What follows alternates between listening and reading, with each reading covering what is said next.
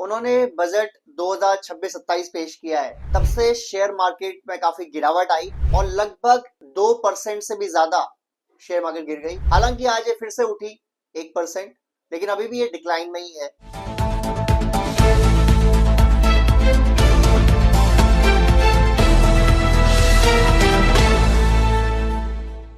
Hello friends, जैसा मैंने बताया था आपको कि जब से निर्मला सीतारमण ने, जो हमारी वित्त मंत्री है, फॉरेन मिनिस्टर है भारत की, उन्होंने बजट 2026-27 पेश किया है, तब से शेयर मार्केट में काफी गिरावट आई और लगभग 2% से भी ज्यादा शेयर मार्केट गिर गई। हालांकि आज ये फिर से उठी 1%, लेकिन अभी भी ये डिक्लाइन में ही है। इस बजट में एक बहुत अच्छी चीज हुई है, उसके बारे में बात करना बहुत जरूरी है। और वो जो हुआ है उसकी वजह से पाकिस्तान और चाइना दोनों परेशान है और नया नया आतंकवादी बना बांग्लादेश, वो भी बड़ा परेशान है कि यार ये क्या हो रहा है। भारत ने अपने रक्षा बजट को, अपने डिफेंस बजट को लगभग 20% इंक्रीज कर दिया है लास्ट ईयर से। और इस समय जो हमारा रक्षा बजट है वो है 7.84 लाख करोड़ रुपीस। पाकिस्तान की जितनी जीडीपी है उस जीडीपी से ज्यादा का बजट है हमारा रक्षा बजट। तो इससे मालूम पड़ता है कि भारत का जो फोकस है वो कहां पर है। इसमें और भी इंटरेस्टिंग चीज है, इस बजट को क्या बनाया गया है, क्यों बनाया गया है, क्या इससे भारत को फायदा होने वाला है, और मेनली फोकस किन हथियारों पर है, इसके बारे में बात करेंगे। बट सबसे पहले बात करना ये जरूरी है कि इस बजट के अंदर देखो, जब बजट होता है डिफेंस मिनिस्ट्री का, उसमें बहुत सारी चीजें होती हैं। उसमें सेनाओं की सैलरीज होती हैं, टीएडी एचआरएस सब होती हैं, हथियारों के मेंटेनेंस होते हैं। लेकिन एक मेन चीज होती है, और वो क्या है?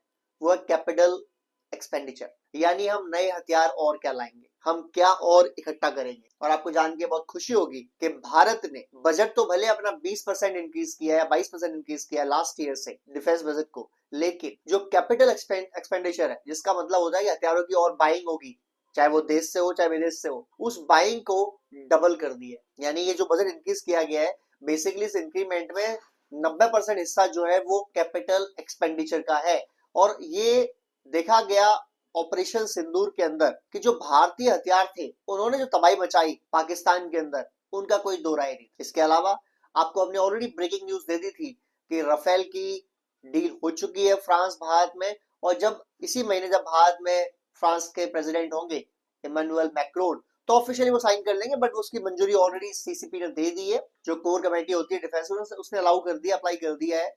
और अब ये बस एक महज आप कह सकते हैं साइनिंग अपॉर्चुनिटी है मोदी जी के लिए और मैक्रोन के लिए कि आपने ये डील साइन कर ली और अब ऑफिशियली आप फाइटर जेट भेजोगे। उसमें भी ये बताया गया कि 90% जो है फाइटर जेट भारत बनेंगे और 10 से 15% हो सकता है वहां से आ जाए, 80 85 90% यहाँ बन जाए। लेकिन उसके अलावा भारत में ही तकरीबन 500 से ज्यादा सेफ्रॉन के इंजन बनेंगे। सेफ्रॉन वो कंपनी है जिसके M88 इंजन को यूज करता है राफेल, तो वो तकरीबन 500 बनेंगे भारत में, जिसकी ऑलरेडी कंपनी स्टैब्लिश हो चुकी है। सेफ्रॉन और टाटा ग्रुप ने एक यूनिट लगा दी है और वो यूनिट है हैदराबाद के अंदर, जहां ये सेफ्रॉन के जो इंजन है वो मैन्युफैक्चरिंग होगी। अब इसके बाद क्या आता है? इसके बाद आता है आपका राफेल की फाइटर जेट की जो डील थी वो ऑलरेडी डन हो गई। उसके अंदर लगभग 20 से 22 बिलियन डॉलर की डील है ये, जो बहुत बड़ी डील है।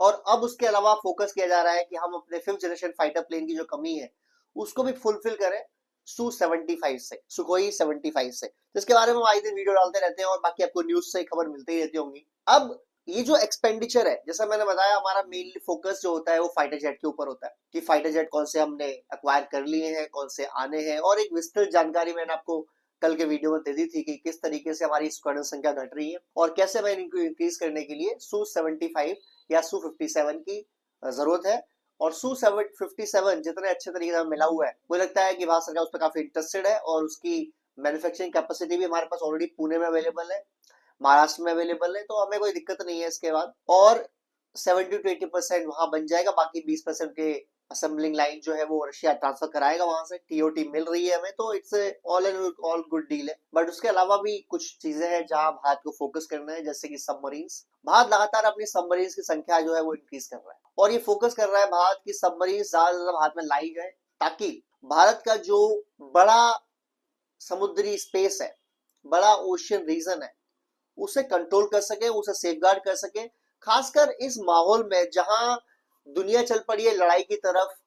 अमेरिका के प्रेसिडेंट डोनाल्ड ट्रंप वो मूडी आदमी है, वो कब क्या बोलेगा कब हमला कर देगा, किस पे हमला कर देगा, किसके खिलाफ बोल देगा, आपको नहीं पता। दूसरी थ्रेट चाइना, जो हमारा पड़ोसी भी है और हमारे लिए सबसे बड़ा एडवर्सरी भी है। वो पॉपुलेशन में भी हमारे बराबर का है, इकोनॉमी वाइज हमसे काफी बड़ा है, और पीएलए जो उसकी पीपल लिबरेशन आर्मी है उसकी संख्या भी ज्यादा है, प्लस उसकी नेवी संख्या बहुत ज्यादा है। हालांकि सच है कि चाइना के पास एडवर्सरी बहुत सारे हैं, बात के अलावा भी चाइना को एक बहुत बड़ा एरिया कवर करना पड़ता है, क्योंकि वो लैंड में भी हमसे बड़ा है, तो सेफ गार्ड भी ज्यादा करना पड़ेगा। तो अगर लड़ाई की बारी आएगी तो ये 1-on-1 भी हो जाएगा, लेकिन फिर भी चाइना के जो एक्सपेंडिचर है स्पेशली उनकी नेवी के अंदर, वो बहुत जबरदस्त है, और हमको वो टैकल करना है। इसीलिए भारत उन देशों में आ गया है जिसके पास खुद के पास अपने दो युद्धपोत। इसके अलावा सबमरीन हमारी हर साल लगभग 4-5 हम ऐड करते जा रहे हैं, तो हम चाहते हैं कि सबमरीन भी हम और बढ़ाएं। इसके अलावा जो फ्रिगेट्स होते हैं, डिस्ट्रॉयर्स होते हैं, वो तो ऑफकोर्स हम बढ़ा ही रहे हैं, उनकी संख्या में इंक्रीज कर ही रहे हैं।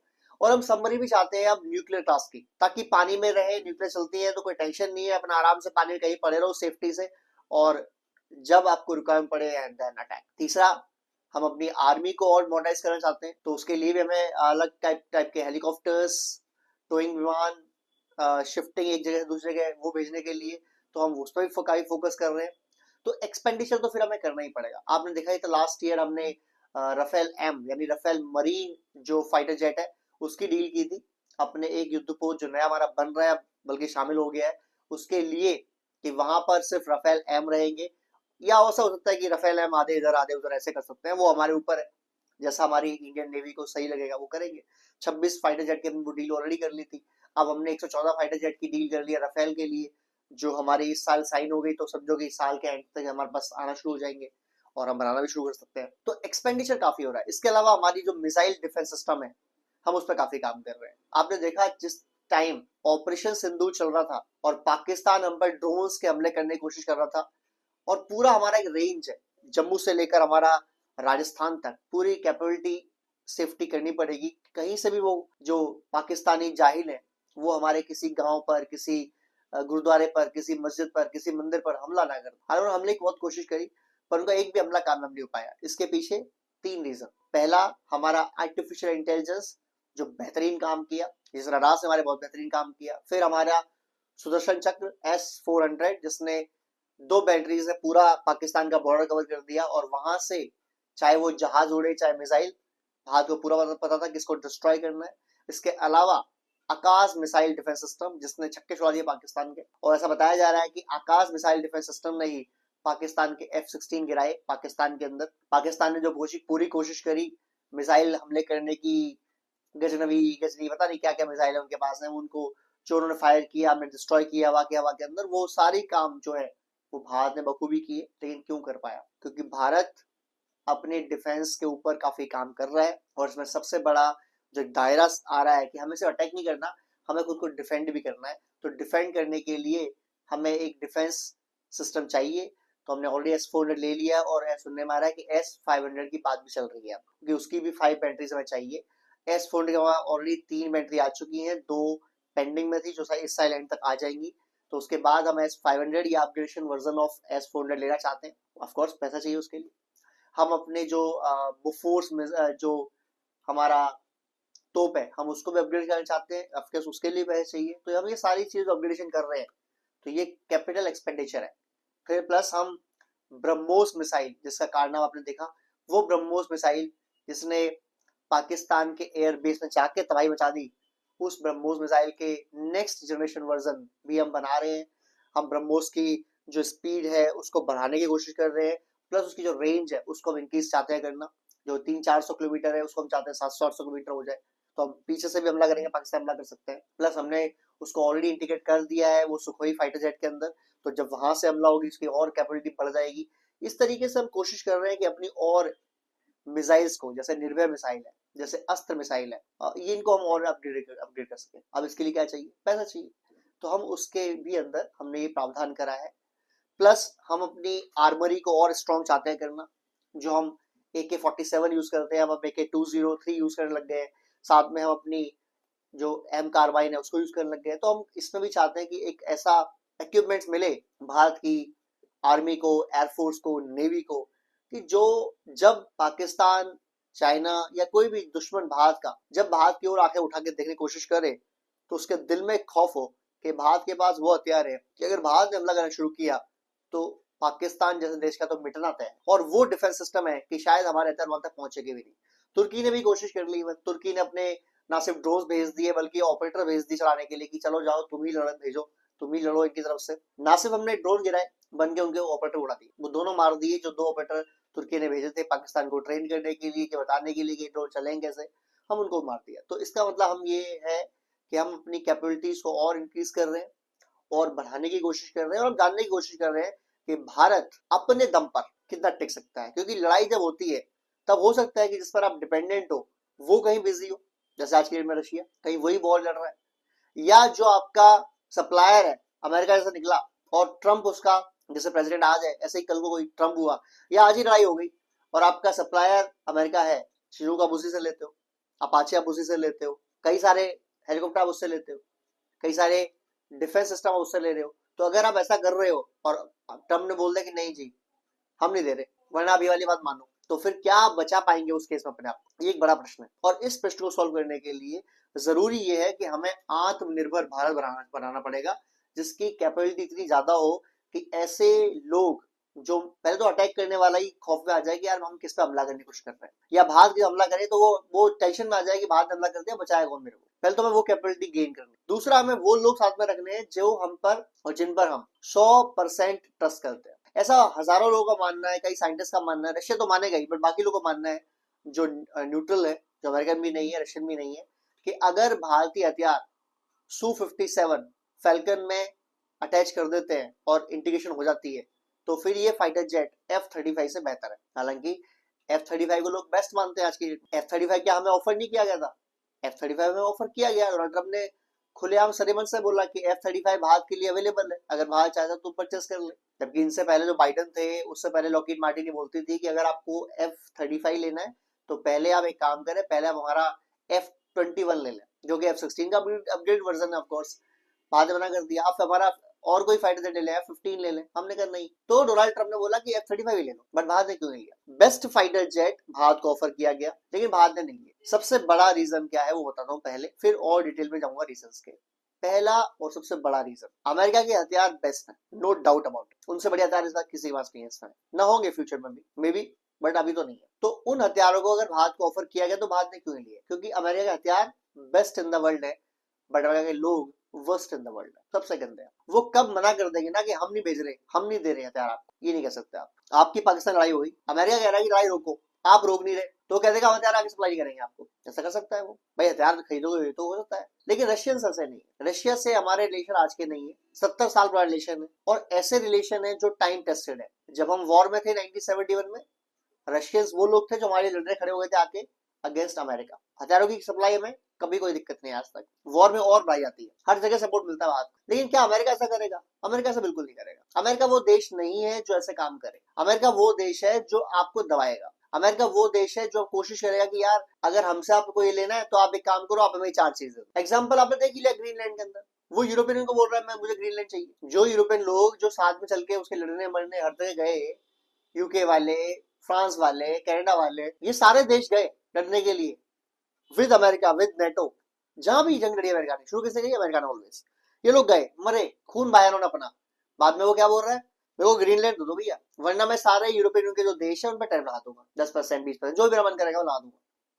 हालांकि बाद में उसे कैसे कर दिया कि 10% लगाने वाला था, मना कर दिया कि चलो मैं नहीं लगा रहा फिलहाल, पर कल को क्या भरोसा, लगा दे तो सटक गया मूड उसका कि नहीं जी मेरे को तो लगाना है या मुझे ग्रीनलैंड आज ही चाहिए, फिर क्या करोगे? तो अमेरिका जैसा देश जो बदकिस्मती से इस समय दुनिया का लीडर है, सुपर पावर है, उसकी बात मानना लगभग हर देश के लिए लाजमी है, जरूरी है।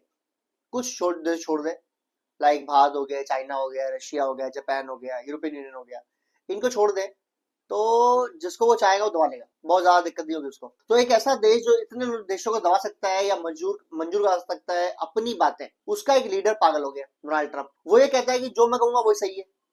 अगर मैं कहूँ सन राइजेस फ्रॉम वेस्ट तो आप कहोगे हाँ जी सही बोल रहे हो आप, सूर्य पहले पश्चिम में उगता है, वो तो गलत, हम काउंटिंग गलत करते हैं, रात से शुरू करनी चाहिए काउंटिंग हमें। भाई दिन से क्यों कर रहे हो? सुबह दिन में भी 5 बजते हैं, शाम को 5 बजते हैं, शाम से गिरो ना, कह सकता है ना वो कल को, और आपको माननी पड़ जाएगी क्योंकि वो लीडर है दुनिया का। इससे बहुत बहुत से लोग परेशान हैं और इसीलिए जो मैंने कहा कि डिफेंस बजट बनाना बहुत जरूरी है, कि अमेरिका जैसा लीडर दुनिया का, जो आज लीडर की तरह नहीं बल्कि पागल हाथी तरह बिहेव कर रहा है, इससे खुद को भी सेफ्टी की जरूरत है आपको। ये कल को पाकिस्तान को कोई जहाज दे देगा, अगर ईरान पे हमला किया अमेरिका ने और पाकिस्तान ने वहां जाके लड़ाई की विद अमेरिका, तो आपको पता नहीं है कल को लड़ाई वड़ाई हुई अमेरिका से, पाकिस्तान से भारत की, और अमेरिका हथियार लेके पहुंचा दिया उधर पाकिस्तान के पास, फंड तो देगा ही देगा, क्योंकि लड़ाई लड़ने जा रहे हैं वो। पाकिस्तान की फौज क्या है? पाकिस्तान की फौज तो नपुंसकों की फौज है, या आप कह सकते हैं भाड़े के टट्टू है वो। पैसा फेंको, लड़ाई करने भेजो उनको, तो अमेरिका पैसा फेंकता है, डॉलर भेजता है। लेकिन अगर पाकिस्तान को उन्हें पालना है भाई, ये फौज तो पालनी है ना फ्यूचर में भी, कहीं लड़ाई की ऊपर की मिडिल ईस्ट में, अफगानिस्तान में, तो कौन लड़ेगा अगर पाकिस्तान ही नहीं बचा तो वो चाहेंगे कि पाकिस्तान पलता रहे, तरक्की ना कर पाए लेकिन पलता रहे। पलेगा कैसे? पैसे से। पैसा कौन देगा? अमेरिका।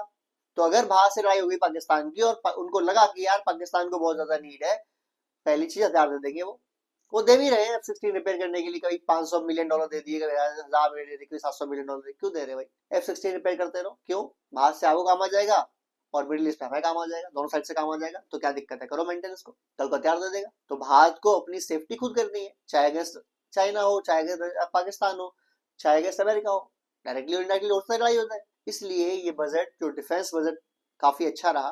बाकी बजट मुझे इतना अच्छा लगा नहीं, फ्रेंकली स्पीकिंग, बट जो डिफेंस बजट है वो ऑसम है, बेहतरीन लगा मेरे को। आप लोगों की क्या राय है इस बजट के बारे में? प्लीज शेयर करें, सब्सक्राइब करें। जय हिंद, जय भारत।